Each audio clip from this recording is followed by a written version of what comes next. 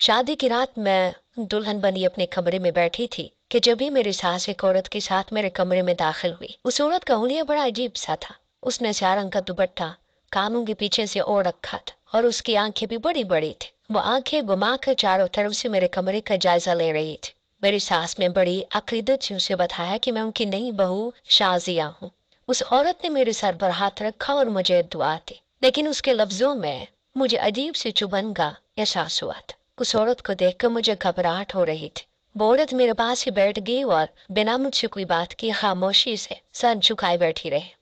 मेरी सास उसे मेरे पास छोड़कर न जाने कहाँ चली गई थी और उसकी मौजूदगी में मुझे बहुत ज्यादा अजीब सा महसूस हो रहा था।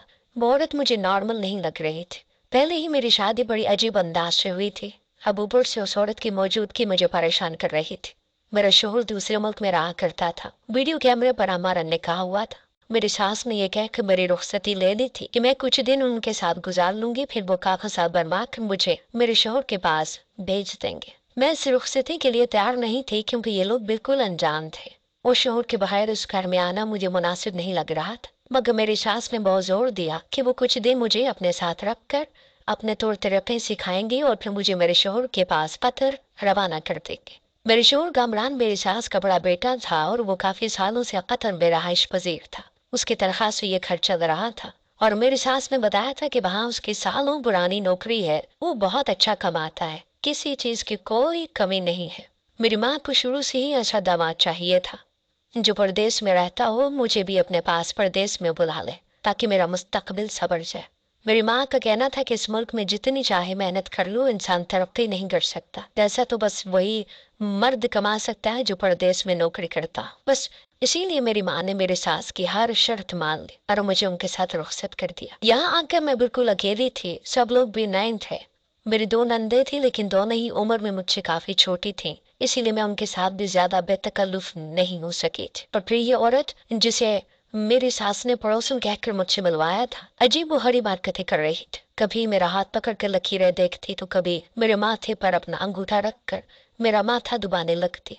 1-2 दफा तो मैंने उसे सख्त नजरों से घूर कर भी देखा क्योंकि उसकी हरकतें कम से कम मेरी बर्दाश्त से तो बाहर थी, लेकिन उसे मेरी नजरों से भी कोई फर्क नहीं पड़ा था। वो बस अपना ही काम कर रही थी। अल्लाह अल्लाह करके मेरी सास कमरे में वापस आई तो वो औरत जिसने अपना नाम शब्बो बताया था उठ खड़ी हुई और कहने लगी, तुम्हारी बहू के कदम तुम्हारे लिए मुबारक हो। लेकिन बस उसने इतना ही कहा और फिर मेरी सास पर एक गहरी नजर डालकर उन्हें बाहर चलने का इशारा किया। वो दोनों बाहर निकल गए।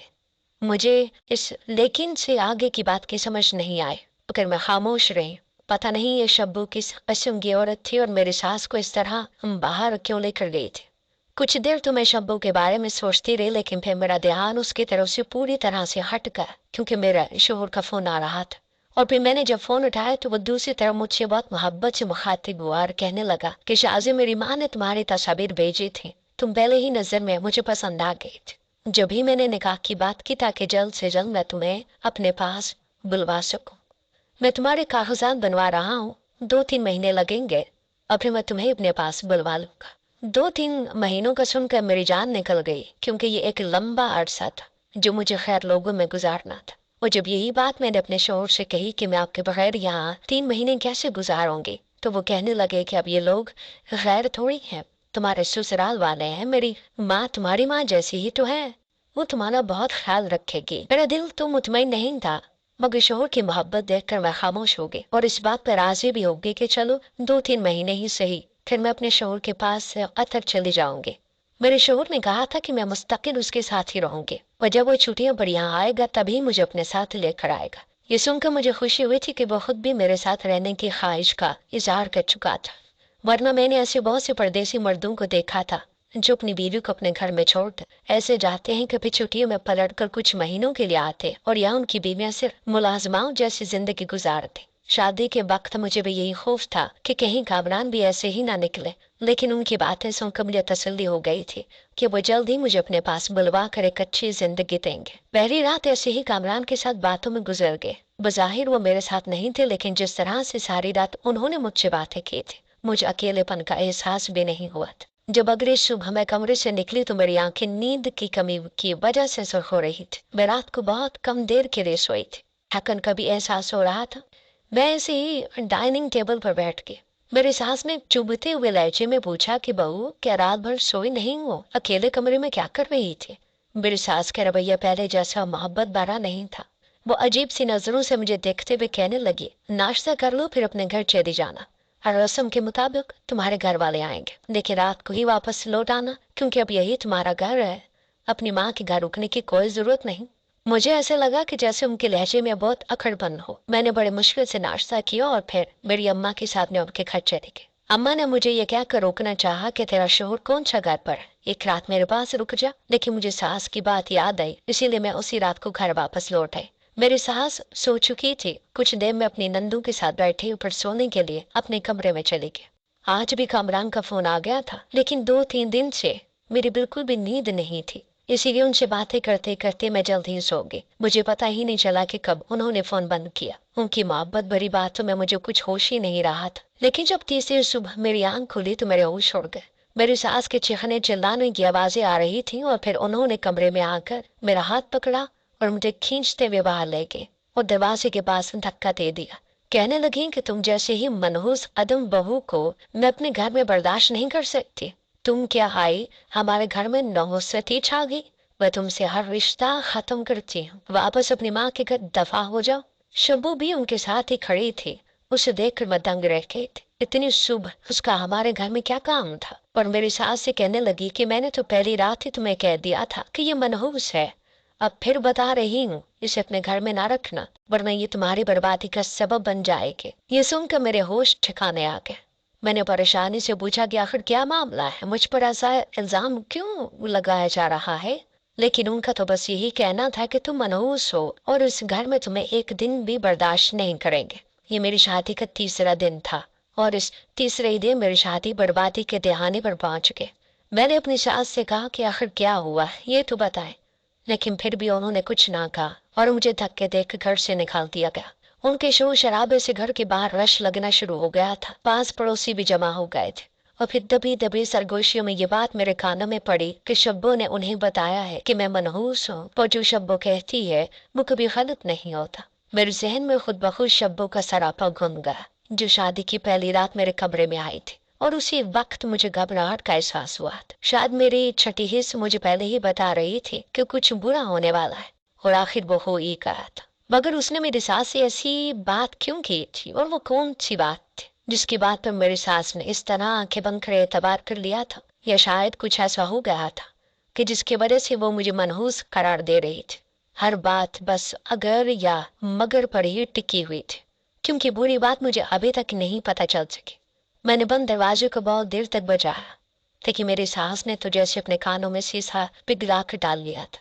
मेरे लाख दरवाजा पीटने पर भी उन्होंने दरवाजा ना खोला और मोहल्ले वाले मेरी जात के हवाले से तरह तरह की बातें बनाने लगे। कोई वाकई नहीं मुझे मनहूस कदम कह रहा था, तो कोई ये जानना चाहता था कि ऐसा क्या हुआ है जो 3 दिन की दुल्हन को सास ने इस तरह घर से निकाल दिया। तो किसी का कहना था कि शब्बो जो कहती है वही सच होता है। आखिर शब्बो ने आज तक कभी कोई गलत बात कही या क्या। तरह तरह की आवाजें मेरे कानों में पड़ रही थी और मैं दरवाजे के पास ही रोती भी बैठ गई। और फिर पीछे से मैंने किसी की आवाज सुनी। कोई औरत कह रही थी कि शब्बू ने रहीम की बीवी के बारे में भी जो कहा था वो सच साबित हुआ था। रहीम की बीवी ने बाखन किसी और से चक्कर चला रखा था और शब्बू ने तो ये बात उसकी शादी की पहली रात ही बता दी थी। हमें तो लगता था कि अब कामरान की बीवी के बारे में भी उसने जो कुछ कहा है वही हकीकत है। वह एक पढ़ी लिखी औरत थी और ऐसी बातों पर एतबार नहीं कर सकती थी। भला एक औरत कैसे किसी दूसरे के बारे में ऐसी पेशगोई कर सकती है। मुझे शब्बों से नफरत का एहसास हो रहा था कि जिसकी वजह से ये सारा हंगामा खड़ा हो गया था। मुझे दरवाजे पर बैठे बैठे घंटा गुजर गया, लेकिन मेरी सास ने दरवाजा न खोला। अब तो मोहल्ले वाले भी छटना शुरू हो गए थे, क्योंकि उनकी नजर में तमाशा खत्म हो चुका था। और जब मैं इसी तरह बैठी बैठी थक गई तो फिर रोती पीटती अपने घर वापस चली आई। मेरी बेवा माँ ने जब मुझे इस तरह लूटा पिटा घर लौटते हुए देखा तो वो चकरा कर बेहोश हो गए। मुझ पर ने कयामत टूट पड़ी, क्योंकि मेरी माँ के सिवा मेरा तो कोई भी नहीं था। मैंने बड़ी मुश्किल से उन्हें होश दिलाया। वो भी यही जानने की कोशिश करने लगी कि आखिर मेरी सास ने मुझे इस तरह क्यों निकाला है। मेरी माँ को यकीन नहीं आ रहा था कि पड़ोस की किसी औरत के कहने पर मेरी सास ऐसे मुझे घर से निकाल सकती थी। मुझे तो खुद अब तक यकीन नहीं आया था कि मैं अपनी माँ को क्या बताती। तेरी माँ ने मेरी सास को फोन किया तो वो कहने लगी कि जल्द ही तुम्हारी बेटी को तलाक के कागजात मिल जाएंगे, तुम्हारी बेटी से हमारा कोई वास्ता नहीं है, तुम अपनी बेटी को अपने घर बिठा कर रखो। मेरी माँ ने चीख कर कहा कि मेरी बेटी की गलती तो बताओ, ऐसे कैसे तुम एक यतीम बच्ची की जिंदगी उजाड़ सकती हो। मेरी सास दूसरी तरफ से जल कर कहने लगी कि तुम्हारी बेटी ने हमारा घर उजाड़ दिया और तुम अपनी बेटी की जिंदगी की बात करती हो। मेरी सास ने फोन पटाख कर बंद कर दिया था। मेरी माँ के सर पर आसमान गिर पड़ा था। वो माथा पीट कर रोने लगी, लेकिन अब इस बात का कोई फायदा नहीं था, क्योंकि मेरी सास का फैसला हर्फ आखिर था। मेरा मेरे शोहर के साथ कोई मजबूत ताल्लुक नहीं था। वीडियो कैमरे पर होने वाला निकाह और उसके बाद फोन पर होने वाली 2 बातों के अलावा मैं अपने शोहर को बिल्कुल भी नहीं जानती थी। मुझे नहीं मालूम था कि सास की बातों पर वो कैसे रिएक्ट करेगा और आगे मेरे साथ क्या होगा। मैं खामोशी से मुंह छुपाए अपने कमरे में बंद हो गई थी। मुझे जमाने से खौफ आने लगा था। मैं बहुत ज्यादा डर गई थी। जो कुछ मेरे साथ हुआ था वो नाकाबिले यकीन था। जिस मोहल्ले में हम लोग रहा करते थे, वहां भी लोगों ने आकर तरह तरह के सवालात किए थे। कोई मेरी माँ से मेरे किरदार के हवाले से बात कर रहा था, तो कोई ये जानना चाहता था कि मेरी सास ने मुझे मनहूस क्यों करार दिया है। सबको यकीन था कि कुछ न कुछ ऐसा तो जरूर हुआ होगा जो 3 दिन की दुल्हन को ससुराल वालों ने घर से ही बाहर निकाल दिया। मैं किसी को क्या बताती कि इसमें मेरा कोई कसूर नहीं था। अलबत्ता मेरे जहन में ये बात बैठ गई थी कि मेरी बर्बादी के पीछे कोई और नहीं बल्कि मेरी सास की पड़ोसन शब्बो है। वो औरत कौन थी मुझे जानना था, क्योंकि उसका कहा मेरे सास के लिए इस कदर अहम हो गया था। उन्होंने मेरे साथ अपने बेटे की जिंदगी भी बर्बाद कर दी थी, लेकिन किस्मत ने मुझे ये मौका नहीं दिया कि मैं शब्बों के बारे में कुछ भी जान सकूं, जिसने मेरी जिंदगी का पांचा ही पलट दिया था। मेरी माँ इस गम को सह नहीं पाई थी और हार्ट अटैक की वजह से इस दुनिया से चली गई। मेरी माँ ने आखिरी वक्त में मुझसे माफी मांगी थी।